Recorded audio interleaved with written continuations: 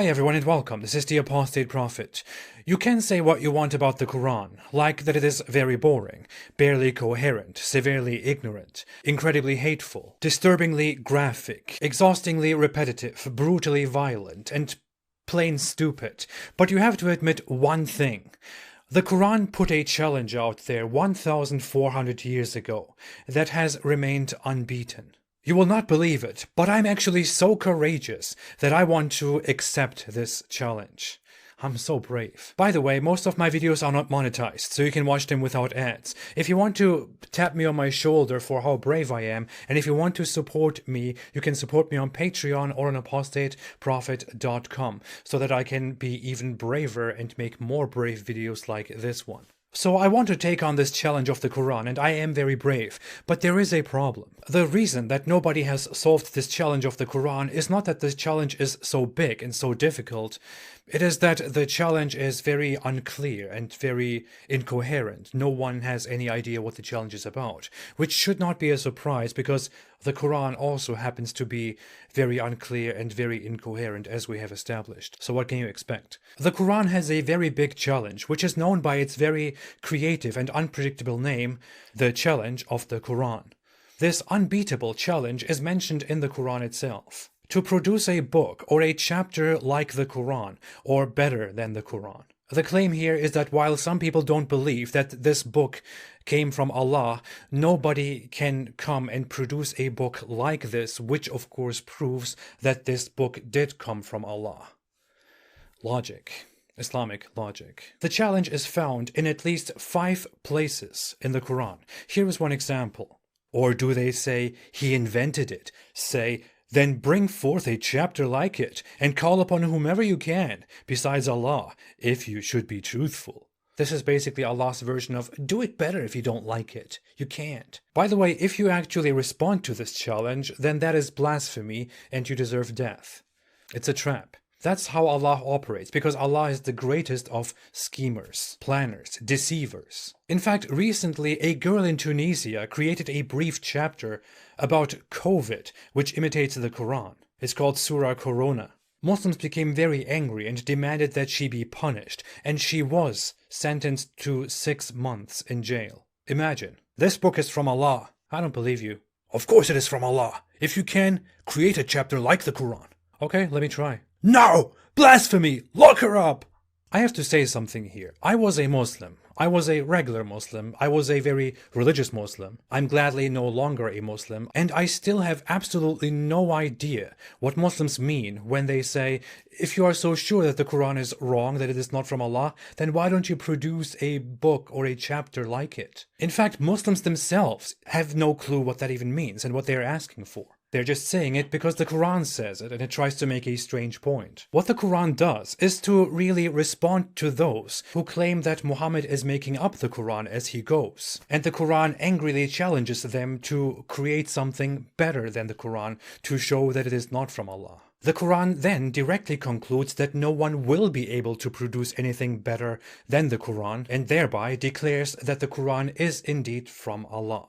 Wow, it just happens like that. Make your claim, create a challenge, set your own rules, play the challenge by yourself, declare yourself the winner, problem solved. Genius. Islamic logic. The challenge has no guidelines, no standards. Muslims cannot articulate what the challenge is actually about, because the Quran does not articulate it. Is it about the literary aspects of the Quran? Is it about the meaning? Is it about facts that the text conveys or the emotions? You can't make a challenge without communicating what the challenge actually is. No matter who attempts to take the challenge, a Muslim apologist will always come out and declare that this person failed the challenge based on some new standards, because the challenge is vague and it has no concrete standards. No matter what happens, Muslims can and will always judge you as the loser and always declare that you have not met the challenge and that the Quran, Allah, wins.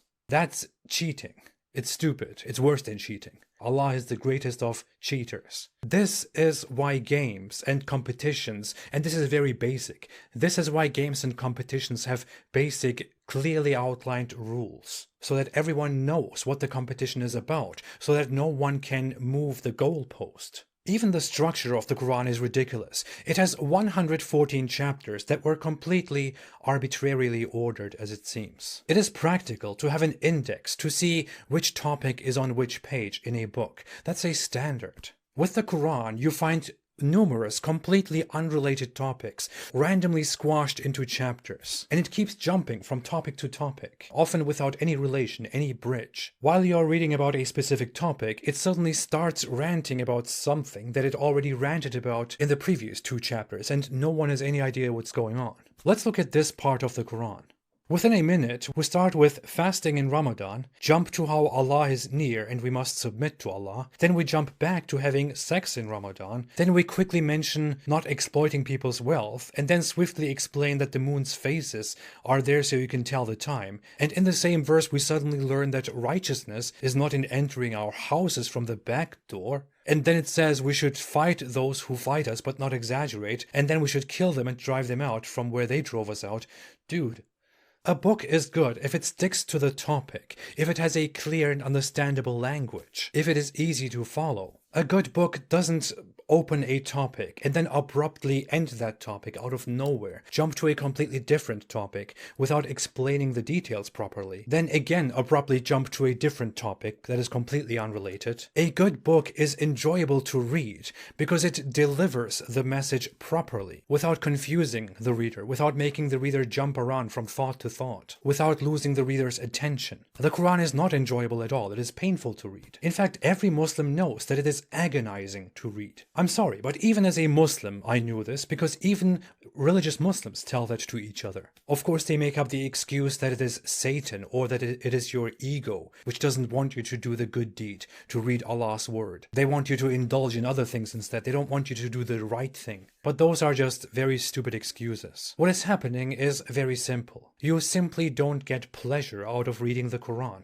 which is why you don't want to continue reading it, which is why you don't even want to look at it. In fact, if Muslims are listening, they know exactly what I mean. I challenge them to look at it for themselves. If they have a problem with the things that I'm saying, then I challenge them to sit down and read the Quran and to tell themselves, to convince themselves that it is indeed enjoyable to read that book, that they are reading it with pleasure, with so much joy.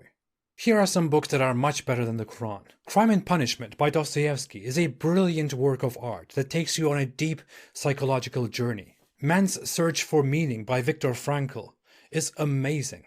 It's a relatively short book, but it tells you much more about humanity, psychology, and about finding meaning than the Quran ever can. It is very emotionally crushing and hard to take in, not hard to read like the Quran, but it is definitely worth it. Beyond Good and Evil by Nietzsche is an extremely critical book, but so informative, revolutionary about ethics. Better than the Quran's empty attacks with nothing useful to offer except obey Allah to get virgins and free drinks, otherwise you will burn. The Willpower Instinct is a much less known book by Kelly McGonigal. This is personally a book that I loved very much. It taught me more about myself, about humans, than any Islamic book ever has. And many Islamic books are ironically better than the Quran. Shakespeare definitely beats the Quran in poetry. A Muslim poet, Rumi, from Turkey, is much better than the Quran, which is ironic. Harry Potter books are much better and deliver better morals than the Quran. I mean, even Pokemon delivers better morals than the Quran.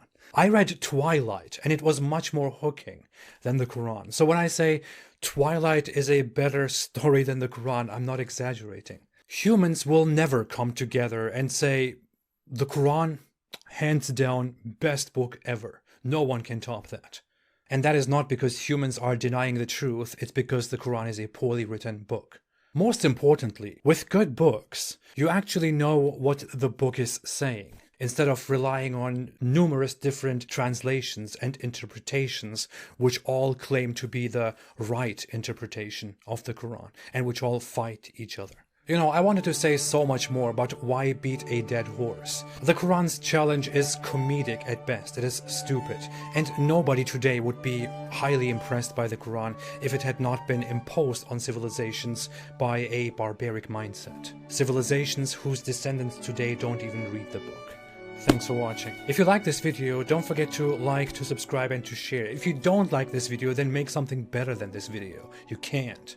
because this video comes from Allah. I will be back soon. Have a fantastic day, and please stay away from Islam.